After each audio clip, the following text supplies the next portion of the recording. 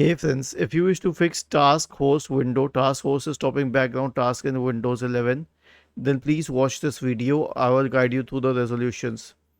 The first solution is to update Windows. Right click on the start button, select settings from the menu, go to the Windows Update tab and click on check for updates. The next solution is to disable fast startup. Press the Windows key and the R key together to open the run window. Type the command power cfg.cpl and click on OK. Now click on choose what the power buttons do. Click on change settings that are currently unavailable. Uncheck turn on fast startup. Click on save changes.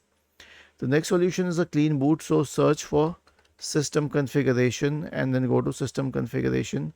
Go to the services tab. Check the box associated with hide all Microsoft services. If any other service is checked, click on disable all, apply, OK, and then restart your computer. The last solution is a malware scan. So search for MRT in the Windows search bar and go to the malware removal tool.